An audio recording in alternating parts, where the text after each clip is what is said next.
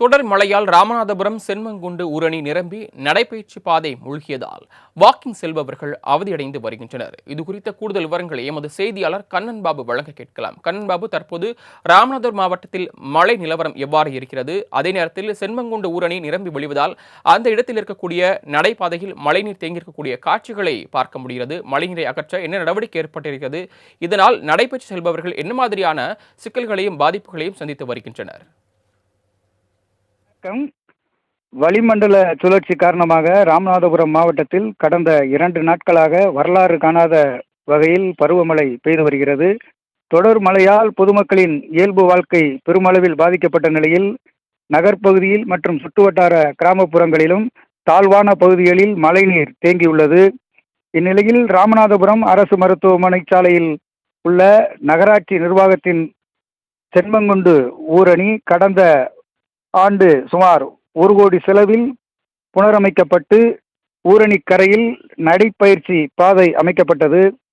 பொதுமக்களுக்கு பெரும் பயனுள்ள வகையில் இருந்த இந்த ஊரணிக்கரை தடுப்பு வேலிகள் அமைக்கப்பட்டு 4 புறங்களிலும் கம்பி வேலி அமைக்கப்பட்டு ஊரணிக்கரையில் நடைப்பயிற்சி பாதையும் அமைக்கப்பட்டது.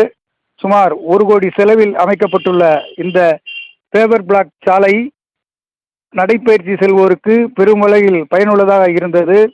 ஊரணிக்கரையில் தடுப்பு வேலிகள் அமைக்கப்பட்டுள்ளதால் பாதுகாப்பாக சிறுவர்களும் குழந்தைகளும் வாக்கிங் சென்று வந்தனர்.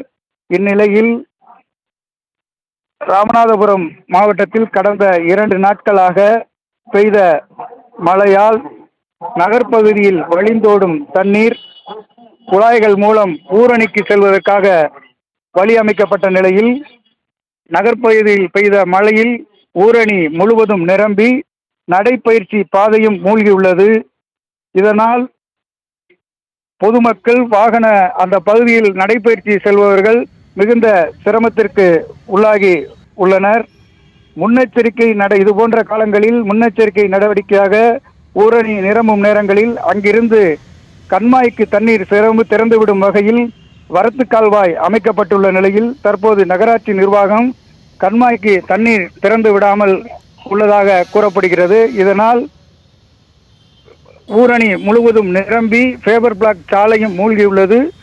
பொதுமக்கள் காலை நேரத்தில் நடைபயிற்சி செய்வதற்கு இயலாமல் மக்கள் சிரமப்பட்டு வருகின்றனர்.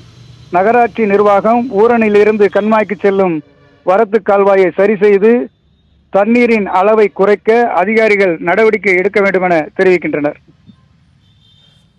தாங்கள் வழங்கிய விரிவான தகவல்களுக்கு நன்றி கண்ணன் பாபு.